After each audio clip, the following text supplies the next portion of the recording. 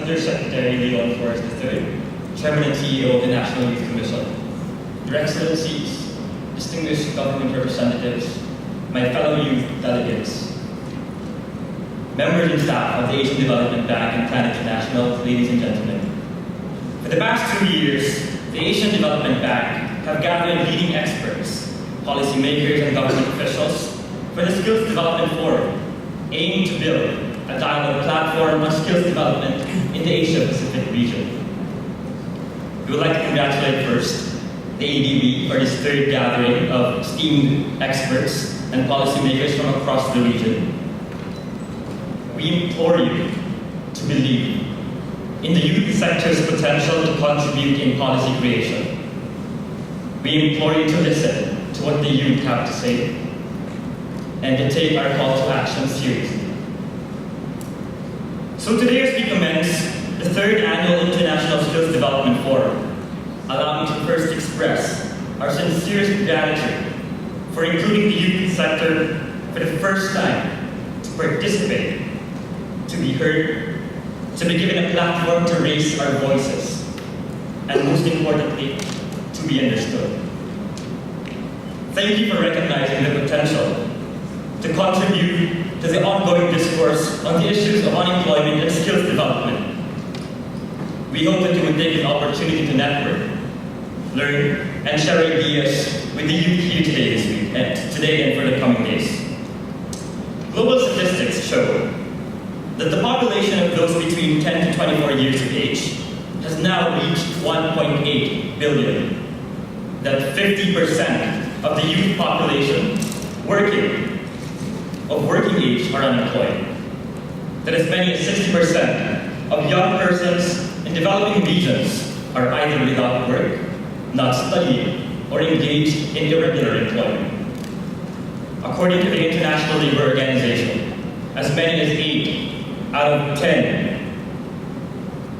young workers that engage in non-formal employment, 6 out of 10 lack a stable employment contract, and 1/3 are underqualified for the work that they do. Here in the Philippines, the youth unemployment rate is at 16%. These numbers are alarming. Their implications, disastrous. But I will not spend the remaining time allotted to us talking about these numbers, because I know that you're pretty much familiar with labor statistics more than I do. So instead of trying to sound like I read all of the reports about youth unemployment published by ADB and ILO, I'd focus more on what we, as young people, know and understand about issues that concern us: youth unemployment, skills development, the use of technology, and green jobs. I grew up in a rural village in northern Philippines. In my place, education is perceived as key for social mobility. My parents have taught me from the very moment I learned ABCs that the only luxury they can give me is access to good education. I was a lucky kid. I was able to attend to good schools and go to college in the best university in the Philippines. But that is just me, a single representative of the small percentage of young Filipinos able to have access to high-quality education. Good education is not something that is accessible to every Filipino. In our public school system, the quality of education is heavily affected by the lack of proper facilities and poor learning environment. These factors further exacerbate the situation of young Filipinos dropping out of high school, essentially forfeiting a chance for higher education. So if good education is key for social mobility, then young Filipinos who dropped out of school are confined to live a life of poverty. We ask all of you to make existing information and resources accessible to every young man and young woman to help improve the field of education in both rural and urban schools. Every citizen of this region deserves to have a good education, be it formal or non-formal. Many youth groups have started to fight this war against illiteracy. We have the Teach for the Philippines, the Check My School program, the Mano Amiga Academy Manila, among others. We are doing what we can to address the problem of education, but we can't do it all on our own. Institutional support and corresponding policies need to be put in place for our fellow youth to be educated, trained, and be given a shot at pursuing a good life. Good life. When we talk about good life, that would almost translate to having a computer at home. Computer, it's the first thing that comes to mind when we talk about technology.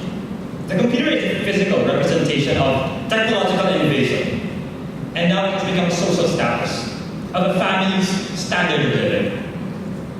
But we have to think outside this paradigm. When we talk about technology, computers should be the first thing to come in mind. We must focus on the new and emerging forms of interactive communications. That means the internet. Studies show that youth are the most powerful group in terms of consumption, and it's the youth who are driving innovation. Some guidance and direction from experts such as yourselves would be beneficial at this point. In urban and rural areas, Facebook has changed the way people organize and share stories. The way they share their recipes, their photos, their jokes, their pictures of their pets and their selfies. Basically everything and anything under the sun is now found online. It's fascinating how fast technology has developed, but it is depressing to know that we're still grappling in the dark, to know how to use this manna from heaven and translate it to be able to deliver high-quality educational resources to far-flung villages, to connect a professor from universities like the University of the Philippines and Ateneo and LaSalle with another professor located in a TESDA training center in the Visayas or in Mindanao. At this point, technology could bridge the gap between urban and rural schools. At this point, companies like Google, Microsoft, Samsung, Intel could have partnered with local schools to attract high school students to pursue careers in graphic design, computer programming, and other tech jobs through online mentoring and career counseling. And at this point, online books and resources from big universities and private institutions such as ADB should have been made available to a young Filipino living in the islands of Palawan. Technology has developed so fast, it left the children and youth of the nation and of this region way behind. But if we make the right choices now, we can substantially change for the better how young people are learning, and more importantly, how the young people of today and generations to come are taught to learn. To succeed at that task requires a concerted and coordinated effort, a partnership, if you will, among schools, youth organizations, communities, with a lot of help from both the public and private sectors. And we have to remember that technology itself is never the reason things change. Rather, it is how people choose to apply technology and whether they make wise decisions and address real needs that makes the difference in the long run. We contend that before we jump to ICT development, we must first improve on educating young people, because the real power of the internet lies with us, the people that use it as the ultimate source of knowledge. Finally, our last point is about green jobs and the future. Just last month, we have seen how the greatest typhoon ever recorded on Earth affected the lives of millions in the Visayas. And as we continue to help rebuild the affected areas and bring normalcy to the lives of young people traumatized and unspeakably shaken with what they had to go through, we ask all of you to explore the possibilities of mainstreaming green jobs with focus on agricultural, disaster resilience, research and development, and disciplines that aim to preserve and conserve environmental resources.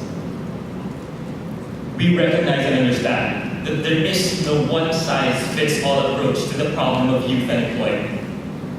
That there is a need to take a multi-pronged approach with measures to foster pro-employment growth and decent job creation through sound macroeconomic and labor market policies that encourage and cultivate youth entrepreneurship, and many other factors that concern financial and fiscal sustainability. We do understand that solving the issue of youth unemployment takes time, and it will take a lot of time. But we are here to stay, and we are here to help. We reject the notion that our generation is a generation filled with apathy.